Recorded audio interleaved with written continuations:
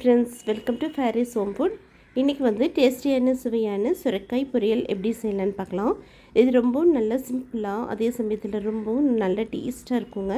வாங்க இந்த டேஸ்டியான சுரைக்காய் பொரியல் எப்படி செய்யலாம்னு சொல்லி வீடியோக்குள்ளே போய் பார்க்கலாம். வீடியோக்குள்ளே போய் பார்க்குறதுக்கு முன்னாடி நம்மளுடைய சேனல் ஃபேரிஸ் ஹோம் ஃபுட் சேனலை சப்ஸ்கிரைப் பண்ணாதவங்க சப்ஸ்கிரைப் பண்ணிக்கோங்க. தேங்க்யூ. சுரைக்காய் பொரியல் பண்ணுறதுக்கு நான் இன்றைக்கி முழு சுரைக்காவை தோல் எடுத்து கட் பண்ணி வச்சுக்கிறேன். உங்களுக்கு எந்த அளவுக்கு நீங்கள் சுரைக்காய் வேணுமோ அந்த அளவுக்கு நீங்கள் சுரைக்காவை கட் பண்ணிக்கலாம். நான் இப்போ இந்த அளவுக்கு சுரைக்காய் எடுத்திருக்கேன். பாருங்கள், நல்ல தோல் எடுத்தாச்சு. தோல் எடுத்துகிட்டு உங்களுக்கு எந்த அளவுக்கு வேணுமோ பொடியாவோ இல்லை பெருசாவோ கட் பண்ணிக்கோங்க. இப்போ இதுக்கு ஒரு மசாலா ரெடி பண்ணணும்.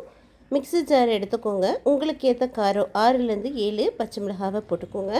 ஒரு சின்ன துண்டு இஞ்சி, 7லேருந்து 8 பல் பூண்டு போட்டுக்கலாம். எல்லாமே போட்டுட்டு தண்ணி எதுவுமே ஊற்றாமல் நல்லா குறைண்டு தூள் பண்ணிட்டு வந்துடலாம். இப்போ பாருங்கள், சுரைக்காவை நல்லா இந்த மாதிரி கட் பண்ணி எடுத்துக்கோங்க. உங்களுக்கு எந்த சைஸில் வேணுமோ அந்த சைஸில் நீங்கள் கட் பண்ணிக்கலாம். பச்சை மிளகாய், இஞ்சி பூண்டும் குறைண்டு பொடி பண்ணிட்டு வந்தாச்சு. இப்போ இந்த ரெண்டும் ஒரு பக்கம் இருக்கட்டும். வாங்க இப்போ தாளிக்கிறதுக்கு பேன் வச்சுக்கலாம். எண்ணெய் ஊற்றிக்கோங்க. ஒரு 2லேருந்து 3 டீஸ்பூன் எண்ணெய் ஊற்றிக்கலாம்.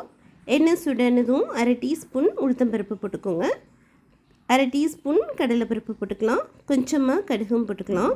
கடுகு உளுத்தம்பருப்புலாம் நல்லா பொரியட்டும். கடுகு பொரிஞ்சதும் பச்சை மிளகாய், இஞ்சி பூண்டு விழுத போட்டுக்கலாம். போட்டுட்டு பச்சை வாசனை போகிற வரைக்கும் வதக்கிக்கோங்க.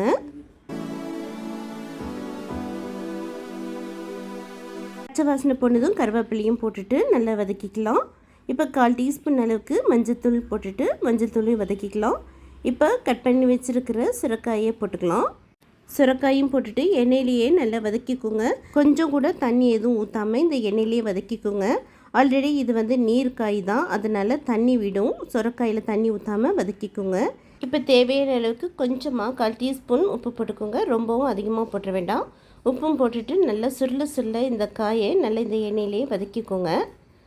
போதும், இந்த அளவுக்கு வதங்கினதும் இப்போ மூடி போட்டு விட்டுடலாம். அடுப்பை சிம்மில் வச்சு 5லேருந்து 10 நிமிஷம் மூடி போட்டு விட்டுருங்க. இப்போ 10 நிமிஷம் ஆயிடுச்சு. ஓப்பன் பண்ணி பார்க்கலாம். பாருங்கள், கொஞ்சம் கூட தண்ணி ஊற்றாமல் காய் எவ்வளோ சூப்பராக நல்லா வெந்து வந்திருக்கு. காய் நல்லா கம்மன்னு வாசனையாகவும் இருக்குங்க. இப்போ கடைசியாக நம்ம கொஞ்சமாக தேங்காய் துருவியும் போட்டுக்கலாம். மிக்ஸி ஜாரில் அடித்தும் போட்டுக்கலாம்.